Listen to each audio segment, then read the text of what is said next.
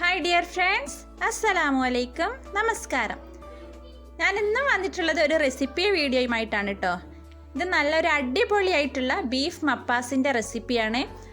ഇത് വളരെ പെട്ടെന്ന് നമുക്ക് തയ്യാറാക്കി എടുക്കാൻ പറ്റും, എന്നാലും നല്ല ടേസ്റ്റുമാണ് കേട്ടോ. അപ്പോൾ അതെങ്ങനെ തയ്യാറാക്കുന്നതെന്ന് നമുക്കൊന്ന് നോക്കാം.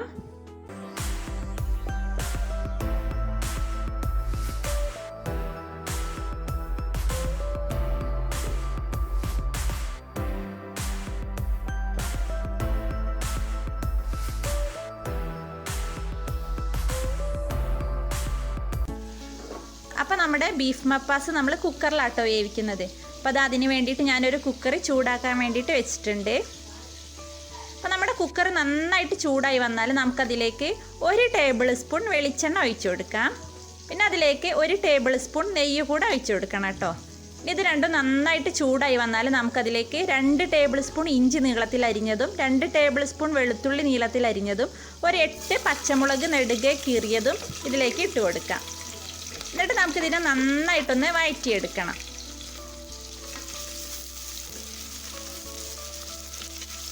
എന്നിട്ട് ഇതുപോലെ ഒന്ന് നന്നായിട്ടൊന്ന് വാടി വന്നാൽ നമുക്കിതിലേക്ക് 3 സവാള നീളത്തിൽ അരിഞ്ഞത് ഇട്ട് കൊടുക്കാം. അപ്പോൾ നമുക്ക് 3 സവാളക്ക് പകരം 2 സവാളയും 1 കപ്പ് ചെറിയ ഉള്ളിയും എടുക്കാം കേട്ടോ.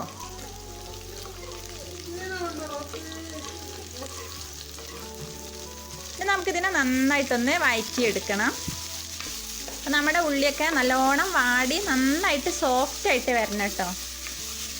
ഇത് പെട്ടെന്ന് വാടാൻ വേണ്ടിയിട്ട് നമുക്കിതിലേക്ക് ഇത്തിരി ഉപ്പ് കൂടെ ചേർത്ത് കൊടുക്കാം.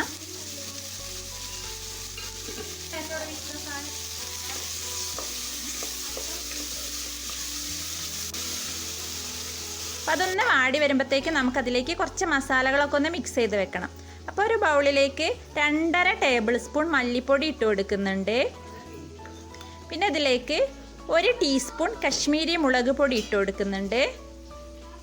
പിന്നെ നമുക്കിതിലേക്ക് 1/4 ടീസ്പൂൺ മഞ്ഞൾപ്പൊടിയും 1 ടീസ്പൂണിൻ്റെ അടുത്തന്നായിട്ട് കുരുമുളക് പൊടിച്ചതും പിന്നെ 1 ടീസ്പൂൺ ഗരം മസാല ഇട്ട് കൊടുക്കാം. അപ്പോൾ നമ്മുടെ ഈ കുരുമുളകിൻ്റെ അളവ് നമുക്ക് എരിവ് കൂടുതൽ കഴിക്കാൻ ഇഷ്ടമുള്ളവരാണെങ്കിൽ 1 സ്പൂണ് ഫുള്ളായിട്ട് തന്നെ എടുക്കാം കേട്ടോ. പിന്നെ ഇത് നന്നായിട്ടൊന്ന് മിക്സ് ചെയ്ത് വെക്കാം. അപ്പോഴത്തേക്ക് നമ്മുടെ ഉള്ളിയൊക്കെ ഇവിടെ പാകത്തിന് വാടി വന്നിട്ടുണ്ട്. ഇനി നമുക്കിതിലേക്ക് നമ്മൾ മിക്സ് ചെയ്ത് വെച്ചിട്ടുള്ള മസാലപ്പൊടി ഇട്ട് കൊടുക്കാം. അപ്പോൾ നമ്മുടെ മസാലപ്പൊടി ഇടുന്ന സമയത്ത് നമ്മുടെ തീ നന്നായിട്ട് കുറച്ച് വെക്കണം കേട്ടോ. എന്നിട്ട് ചെറിയ തീയിലിട്ടിട്ട് ഇതിനൊരു 3 മിനിറ്റൊക്കെ ഒന്ന് വഴറ്റിയെടുക്കാം. മസാലേൻ്റെ പച്ചച്ചുവൊക്കെ ഒന്ന് മാറി വന്നാൽ പിന്നെ നമുക്കതിലേക്ക് കഴുകി വൃത്തിയാക്കി വെച്ചിട്ടുള്ള ബീഫ് ഇട്ട് കൊടുക്കാം. അപ്പോൾ ഞാനിവിടെ 1 കിലോ ബീഫാട്ടോ എടുത്തിട്ടുള്ളത്. പിന്നെ അതിലേക്ക് നമുക്ക് 2 വലിയ തക്കാളി നീളത്തിൽ അരിഞ്ഞതും കൂടെ ഇതിലേക്ക് ഇട്ടിട്ട് നമുക്കിതിനെ നന്നായിട്ടൊന്ന് വഴറ്റിയെടുക്കണം.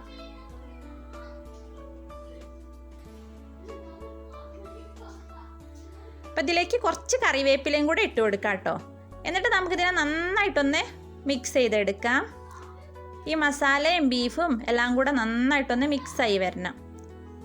അങ്ങനതെല്ലാം കൂടെ നന്നായിട്ട് മിക്സായി വന്നാൽ നമുക്കിതിലേക്ക് 1 കപ്പ് 2ാം പാൽ ഒഴിച്ചു കൊടുക്കാം. അപ്പം ഇത് 2ാം പാലിൽ കിടന്നിട്ടാണ് കേട്ടോ അത് നന്നായിട്ട് വേവേണ്ടത്.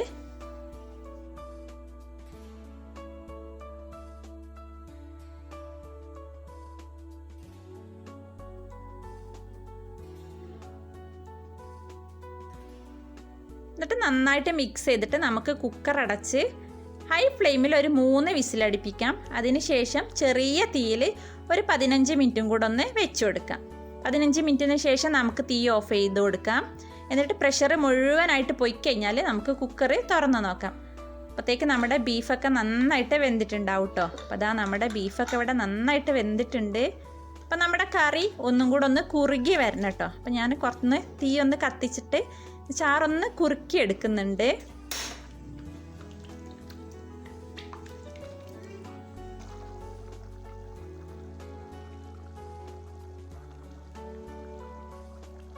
അപ്പോൾ നമ്മുടെ കറിയൊക്കെ ഒന്ന് ഏകദേശമൊക്കെ ഒന്ന് കുറുകി വന്നിട്ടുണ്ട് കേട്ടോ. നമുക്കതിലേക്ക് നല്ല കട്ടിയുള്ള 1 കപ്പ് തേങ്ങാപ്പാൽ ഒഴിച്ചു കൊടുക്കാം. എന്നിട്ട് നമുക്കതിനെ ഒന്ന് മിക്സ് ചെയ്തെടുക്കാം. തേങ്ങാപ്പാൽ ഒഴിച്ച് കഴിഞ്ഞാൽ കറി തിളക്കരുത് കേട്ടോ. കറി ഒന്ന് ഇതുപോലെ അങ്ങനെ തിളച്ച് വരുമ്പോൾ നമുക്കതിലേക്ക് കറിവേപ്പില കൂടെ ഇട്ടിട്ട് തീ ഓഫ് ചെയ്ത് കൊടുക്കാം. ഇനി നമുക്ക് വേണമെങ്കിൽ ഇതൊന്നും കൂടെ വറവിട്ടെടുക്കാം കേട്ടോ. അപ്പോൾ ഞാനിവിടെ ഇത് അത്യാവശ്യം നെയ്യുള്ളതുകൊണ്ട് ഞാനിപ്പോൾ വറവിടുന്നില്ല. അപ്പോൾ വറവിടണം എന്നാണെങ്കിൽ ഒരു പാനിൽ കുറച്ച് വെളിച്ചെണ്ണ ചൂടാക്കിയിട്ട് അതിലേക്ക് ഒരു 2-3 ചെറിയ ഉള്ളി അരിഞ്ഞത് ഇട്ട് കൊടുക്കുക. ഉള്ളി ഒന്ന് മൂത്ത് വരുമ്പോൾ നമുക്കതിലേക്ക് കുറച്ച് കറിവേപ്പിലയും കുറച്ച് ചുവന്ന മുളകും കൂടെ ഇട്ടിട്ട് മൂപ്പിച്ചിട്ട് നമ്മളെ കറിയിലേക്ക് ഒഴിച്ചു കൊടുത്താൽ മതി കേട്ടോ. അപ്പോൾ നമ്മളെ ടേസ്റ്റ് ആയിട്ടുള്ള ബീഫ് മപ്പാസ് ഇവിടെ റെഡി ആയിട്ടുണ്ട്. നമുക്ക് വെള്ളപ്പത്തിൻ്റെ കൂടെയും പത്തിരിയുടെ കൂടെയും ഒക്കെ കഴിക്കാൻ പറ്റിയിട്ടുള്ള നല്ലൊരു കറിയാണ് കേട്ടോ.